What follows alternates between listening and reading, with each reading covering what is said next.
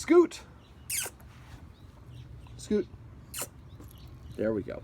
All right, so I consider petting a dog our way of paying the dog. And right now, Scoot, you guys are petting Scoot whenever Scoot comes up and scratches like he's doing right now, or jumps up on your lap, or gets in your face and kind of licks at you. So he's basically giving you a demand when that happens. Pet me, pay attention to me. Just like if you have a child, if you give the child everything at once whenever it asks for it, after a while you create petulance. Right. Skeet. So what I'm doing is I'm holding my hand in a position where it looks like I have something. Skeet. Scoot. Scoot, I'm sorry. Yes. Scoot. Sit. Scoot. All right. So could you open this bag for me since I'm filming? I can't use two hands. There we go. Your bag? Yes. Oh, you're going to eat some chalk, huh? Should I go in and tend to speed? See if Norma can. And if you want to take a sniff of that bag, very strong aroma. Yeah. That's what I was mentioning earlier. Scoot. Scoot. Sit. I didn't do a very good job of camera work there. Scoot. So I'm holding the treat in my hand like this. Sit. Also, crappy camera work. Let's try that one more time. I'll pay attention to what I'm filming this time. Scoot. Sit. So as soon as I give him the treat, I'm petting him under his chin. Now, when a dog is proud about what it's done, his nose is parallel to the ground or tilted upward. You've probably seen him with a toy and he's got his nose in the air. Feels really good about himself. Well, I want him to feel good about himself by sitting. Sit. There was a great example. So I raised my hand and that caused him to sit down. As soon as he sat, then I reached over and petted him under his chin and said the word sit. Now, a lot of us talk way too much to our dog. Oh, Scoot, what a smart dog. You sat down before I even had a chance to ask you to sit down. How did you get to be so smart? Sit. So if he nudges you or scratches at you, instead of petting him, give him a counter order. Tell him to sit. As soon as he sits, within 3 seconds of him sitting, reach under, sit, and pet him under his chin. Sit. And say the word sit just once. Not good sit, not good boy, not what a good dog. Sit and nothing else. You can talk to your dog if you had a crappy day. And can you believe that woman cut me off on the 101 and the traffic was up, whatever it was? That's fine. Scoot.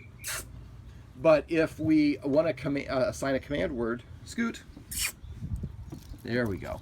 We want to basically just say the word within 3 seconds of the dog taking the action, and that will help them connect the two.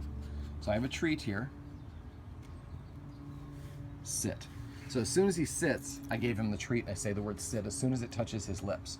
Now I also like to scratch under the chin because for a dog, see how easy it was to get him to sit that time?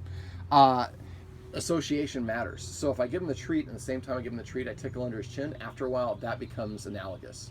So this will, because we're not always going to give him a treat the rest of his life. Now, And then is stay part of that? no, this is just for petting. So basically what it is we're introducing the concept, if you want something from the human, you have to earn it. By sitting or laying down is not asking the dog very much, but it introduces the concept of I have to ask and follow instructions from the guardians in order to get my attention. Now at first, he's going to scratch at you or jump at you to get attention. You give him a counter order. Scoot, sit. So what do you mean by scratching? So he scratches at you, say sit. And as soon as he sits, then we pet him for sitting. Now after a while, what's going to happen is he's going to come in front of you and just sit down like he is now. See if he'll do it now.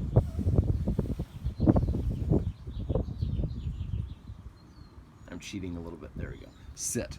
So as soon as he comes and sits in front of you, even though you didn't ask him to do it, we still want to pay him for doing that because that's what we call a desired behavior. So a cuddle under the chin, a pet, is a form of payment. Yeah, exactly. I think you were out when I started. I consider petting a dog our way of paying them. For your child, what I would say is petting our dog is our way of saying thank you. Do you say thank you before someone does something for you or after? After. Okay, so the next time that you want to pet, Scoot, ask him to sit down. So then, after a while, you'll get in a habit of doing it. You won't even realize it. You'll just raise your hand like I was showing you, and the dog will sit down. Every time the dog think when you raise your hand like that you have something in your hand, yeah. And so if every time that we ask the dog to sit, Scoot, Scoot, sit. then after a while, he just comes and starts sitting in front of you instead of scratching at you to ask for attention. But every time you do that, it's like a little mini training lesson that you're going to reinforce for the rest of his life. And it just really introduces a very healthy leader-follower dynamic that you're looking for. It's the easiest thing that you can do that will have the biggest impact on your dog. It will take you a little bit of time to get used to it. So just really place an effort on it. What I would suggest is if one of you sees the other one petting the dog with no reason, just say paycheck. That means you immediately stop petting the dog and then ask him to sit or lay down. So petting the dog should always come after it does something. Exactly. All right. Now you go